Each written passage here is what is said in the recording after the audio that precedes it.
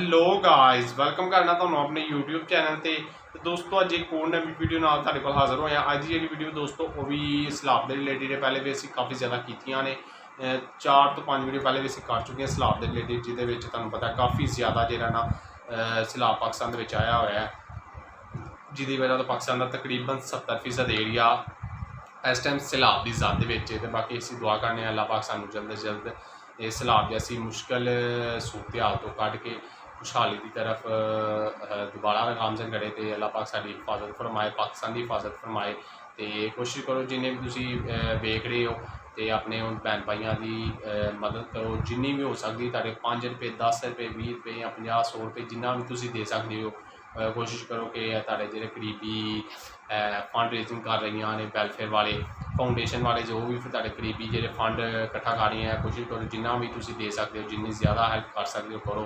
तो काफ़ी ज़्यादा पता है नुकसान होया तकरीबन 3 करोड़ पाकिस्तान की आबादी का 3 करोड़ जो है ना वो इस टाइम खुले आसमान थले वे तो खैमिया च या वो भी खैमे कई हजे तकरीबन मैंने लगता है 1 करोड़ जो आवाम है तक भी खैमे नहीं पहुँचे होने चाहिए सलाब तो मुतासर होने। तो जे हूँ जिहड़ियां ने फाउंडेशन वाले जा रहे हैं मसन उन्होंने तक रोटी वगैरह जो भी पानी वगैरह उन्होंने ज़रूरत है ज़िंदगी है जिदे तो बगैर जिंदा नहीं रहा जा सकता वो पहुँचा रहे हैं सलाब मुतासरा तक। तो काफ़ी ज़्यादा नुकसान होया है तो तुहानूं पता चलिया ही होना है। तो तकरीबन 1000 जो बंदा है जितनी लाशां मिलियां ने, बाकी जिहड़ियां पानी च उन्होंने कोई पता नहीं। 8 लाख तो 9 लाख जानवर जिहड़े ने पानी च बह गए ने।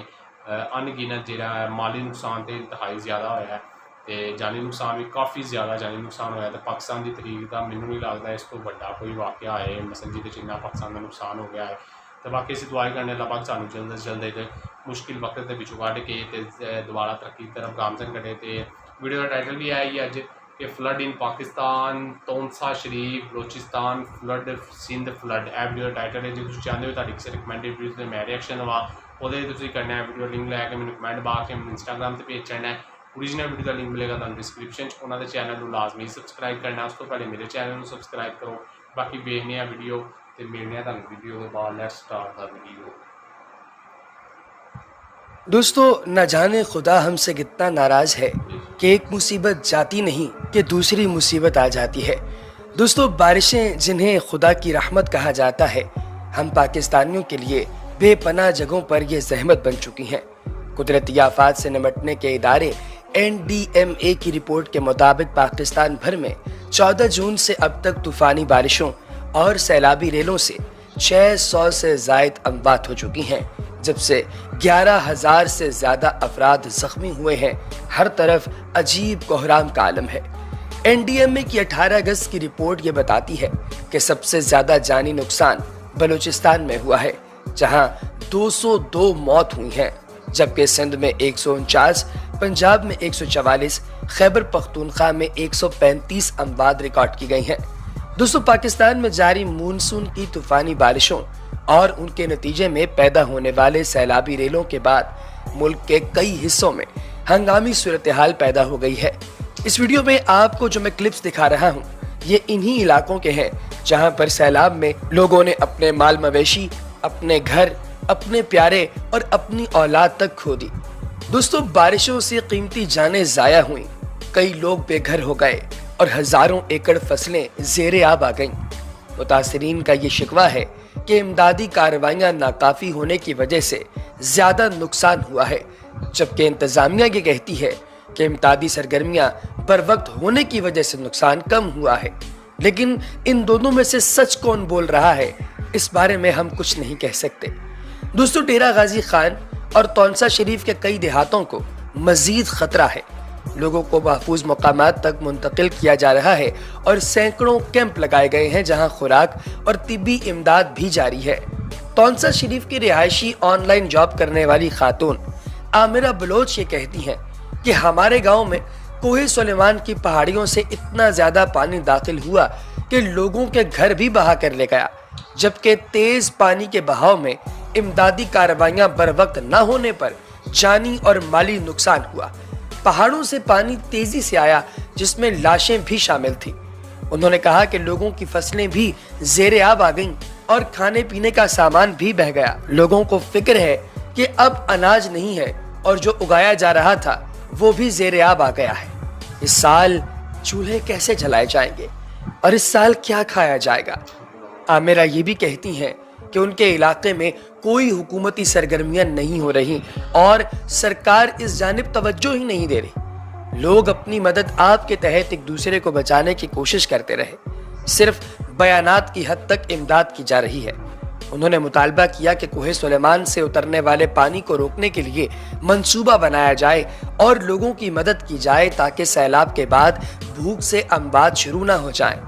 दोस्तों, director general rescue 1122 Rizwan Nasir ने कहा कि अब तक डेरा गाजी खान और तौंसा में बारिशों से आने वाले सैलाब में 31 से जायद अफराद हलाक हो चुके और मुतअद्दिद लापता है।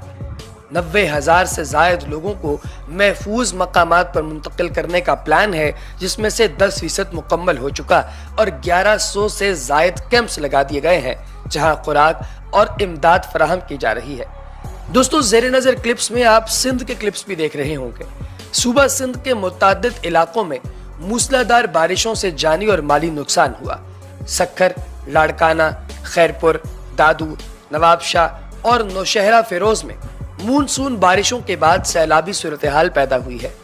दोस्तों, ज़ीरी सिंध के हैदराबाद और मीरपुर खास के अजला बदीन, ठट्ठा, सजवाल, मीरपुर खास, सांगड़ और उमरकोट में भी सूरत हाल इंतहाई तशवीशनाक है। ये अजला बारिशों से शदीद मुतासिर हुए हैं। इन तमाम अजला में खड़ी फसलें तबाह हो गईं, जबकि बड़ी तादाद में कच्चे मकानात गिर गए। बदीन जिला के सहाफ़ी रजा आकाश ये कहते हैं कि 72 यूनियन काउंसिल्स में 55 मुकम्मल तौर पर ज़ेरे आब आ गई है, जहां बड़ी तादाद में लोग फंसे हुए हैं और यहां से बाहर निकलने का सिर्फ एक ही रास्ता निकल आता है और शायद नजर भी एक ही रास्ता आता है और वो रास्ता शायद मौत का रास्ता है। दोस्तों, इस इलाके के लोगों के बच्चे, छोटे छोटे बच्चे, जिनमें से कुछ तो अभी पैदा तक नहीं हुए, वो बच्चे भी मर गए। दोस्तों, इरफान गुरमानी नामी एक शख्स ने एक वीडियो क्लिप बनाया है, जिस वीडियो क्लिप को अगर आप गौर से देखें तो ये ड्रोन फुटेज है इस पूरे इलाके के अंदर बसने वाले कोहराम, इमदादी सरगर्मियों और उन तमाम गाँव की, जिन गाँव में आपको सिर्फ और सिर्फ दरख्त दिखाई देंगे, घर तबाह बर्बाद हुए। दोस्तों, आपको मंगरोठा चौक तौंसा दिखाई दे रहा होगा। इस मंगरोठा चौक तौंसा की रौनकें इस कदर होती थीं कि यहाँ पर लोग दूर दूर से आते थे बैठने के लिए, गपशप करने के लिए, ताकि वो आएँ, बैठें, प्यार मोहब्बत की बातें करें। मारूफ शायर तहजीब हाफी, जिनका ताल्लुक तौंसा शरीफ से है, उनके घर की भी दीवारें गिर गईं। उनके अपने बहन भाई, उनके अपने दोस्त अहबाब, वो सब कोशिशें कर रहे हैं इस इलाके के अंदर जाकर लोगों की इमदाद करने की, सरगर्मियां करने की, लेकिन उनके अपने घर इस सैलाबी रेले के अंदर बह निकले। यहाँ से सिर्फ वीगो डाले या 4x4 गाड़ियां ही गुजर सकती हैं, लेकिन अफसोस कि जो लोग इमदाद करने गए हैं उनके पास ये चीज़ें मौजूद नहीं।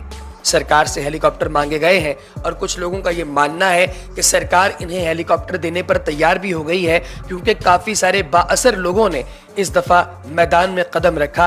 और इस कौम को आप लोग जानते हैं दोस्तों कि जब कभी मुसीबत आती है तो कई दफ़ा ये लोग अपनी पुरानी तमाम रंजिशें एक तरफ रखते हुए एक दूसरे की मदद करना शुरू कर देते हैं।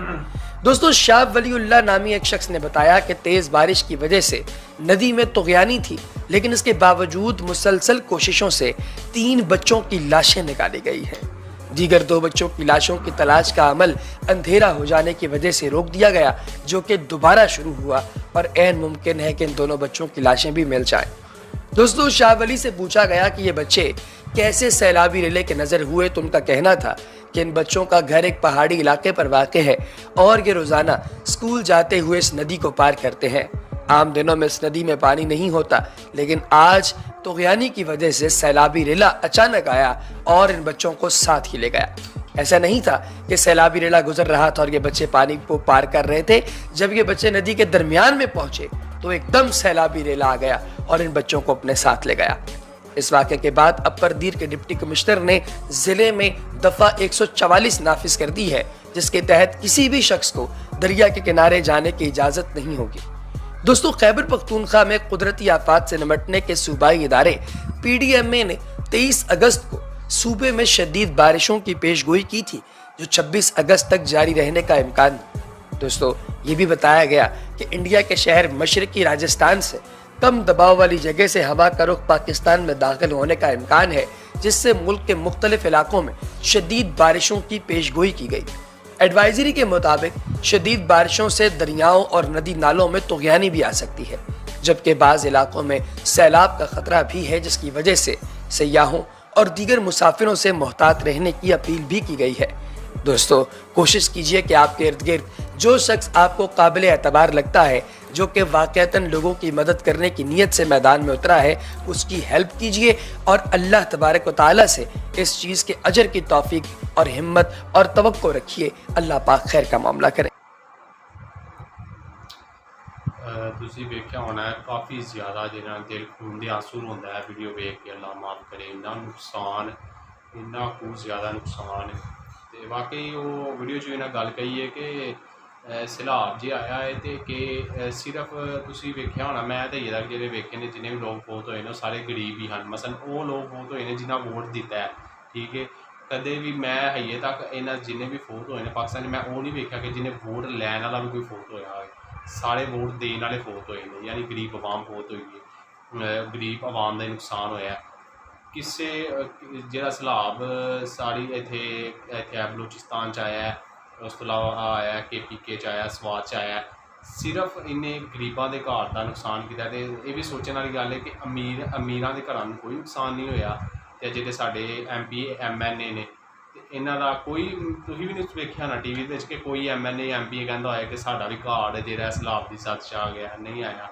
ਇਹ ਜ਼ਾਹਰੀ ਗੱਲ ਹੈ, ਇਹ ਜਿਹੜੇ ਹੁੰਦੇ ਨੇ 2 ਨੰਬਰ ਲੋਕ, ਇਹ ਚੋਰ ਡਾਕੂ ਲੁਟੇਰੇ ਜਿਹੜੇ ਪਾਕਿਸਤਾਨ ਦੀ ਹੁਕੂਮਤ ਕਰ ਰਹੇ ਨੇ ਤੇ ਪਿਛਲੇ 30 ਤੋਂ 35 ਸਾਲਾਂ 'ਚੋਂ ਕਰੀ ਜਾ ਰਹੇ ਨੇ ਹੁਕੂਮਤ, ਅਤੇ ਇਹਨਾਂ ਨੂੰ ਕੁਛ ਵੀ ਨਹੀਂ ਹੁੰਦਾ ਹੈ। ਜਦੋਂ ਵੀ ਕੋਈ ਵੀ ਮੁਸੀਬਤ ਆਉਂਦੀ ਹੈ, ਕੋਈ ਵੀ ਆਫਤ ਆਉਂਦੀ ਹੈ, ਕੋਈ ਵੀ ਇਹੋ ਜਿਹਾ ਕੁਦਰਤੀ ਆਫਤ ਆਉਂਦੀ ਹੈ, ਸਿਰਫ ਗਰੀਬਾਂ ਦਾ ਨੁਕਸਾਨ ਕਰਦੀ ਹੈ। ਅਮੀਰਾਂ ਦੇ ਘਰਾਂ ਨੂੰ ਕੁਛ ਨਹੀਂ ਹੁੰਦਾ। ਜਿਹੜੇ ਸਾਡੇ MNA MP ਅਤੇ ਵਜ਼ੀਰ ਆਜ਼ਮ ਜਿੰਨੇ ਵੀ ਸਾਰੇ ਆ ਪਾਕਿਸਤਾਨ ਦੀ ਹੁਕੂਮਤ ਕਰਦੇ ਨੇ, ਇਹਨਾਂ ਨੂੰ ਸਿਰਫ ਪਾਕਿਸਤਾਨ ਲੁੱਟਣ ਦੀ ਪਈ ਹੁੰਦੀ ਹੈ ਕਿ ਕਿਸੇ ਤਰੀਕੇ ਸਾਡੀ ਹੁਕੂਮਤ ਆਏ, ਅਸੀਂ ਪਾਕਿਸਤਾਨ ਨੂੰ ਲੁੱਟੀਏ ਅਤੇ ਜਾਈਏ। ਅਤੇ ਕੋਈ ਐਸਾ ਕੰਮ ਨਹੀਂ ਕਰਨਾ ਜਿਹਦੇ 'ਚ ਪਾਕਿਸਤਾਨ ਦਾ ਫਾਇਦਾ ਹੋਏ। ਹੁਣ ਡੈਮ 35 ਸਾਲਾਂ 'ਚ ਮੈਨੂੰ ਨਹੀਂ ਲੱਗਦਾ, ਮੈਨੂੰ ਕੀ ਨਹੀਂ ਲੱਗਦਾ, ਬਲਕਿ ਬਣਾਇਆ ਹੀ ਨਹੀਂ ਹੈ ਪਿਛਲੇ 30-35 ਸਾਲ 'ਚ। ਇਹ ਪਿਛਲੀ ਹੁਕੂਮਤ 'ਚ ਇੱਕ ਬੰਦਾ ਸ਼ੁਰੂ ਹੋਇਆ ਸੀ, ਇੱਕ ਨਹੀਂ ਜ਼ਿਆਦਾ ਡੈਮ ਬਣੇ ਹਨ ਪਿਛਲੀ ਹੁਕੂਮਤ 'ਚ, ਬਣਨੇ ਸ਼ੁਰੂ ਹੋਏ ਹਨ।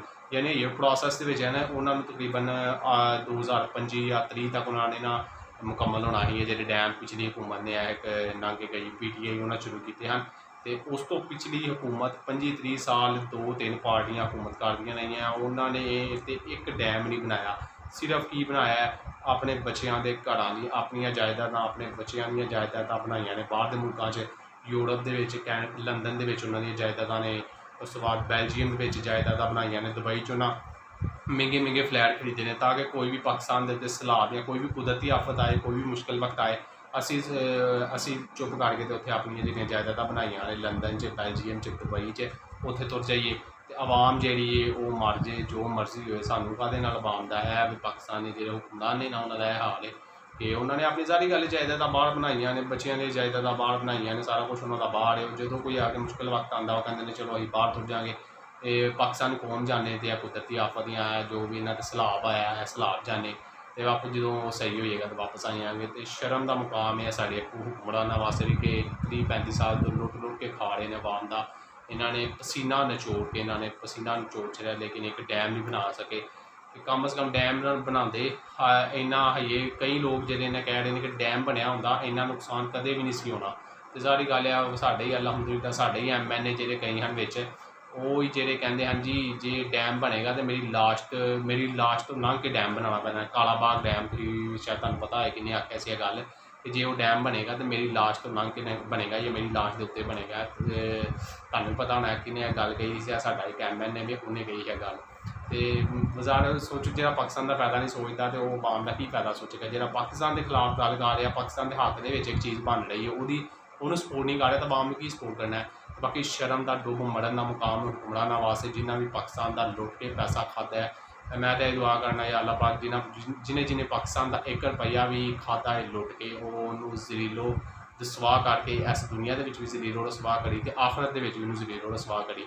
ਤੇ ਇਹ ਹੀ ਦੁਆ ਹੀ ਕਰ ਸਕਦੇ ਹਾਂ। ਹੁਣ ਅਸੀਂ ਕੀ ਕਹੇ ਇਹਨਾਂ ਨੂੰ, ਕਹਿ ਸਕਦੇ ਹਾਂ ਇਹ ਯਾਰ ਜ਼ਿੰਦਗੀ ਗੁਜ਼ਾਰ ਰਹੇ ਨੇ, ਇਹ ਵੀ ਗੁਜ਼ਾਰ ਰਹੇ ਨੇ, ਉਹਨਾਂ ਦੀ ਜ਼ਿੰਦਗੀ 'ਤੇ ਕੋਈ ਫਰਕ ਨਹੀਂ ਪਿਆ।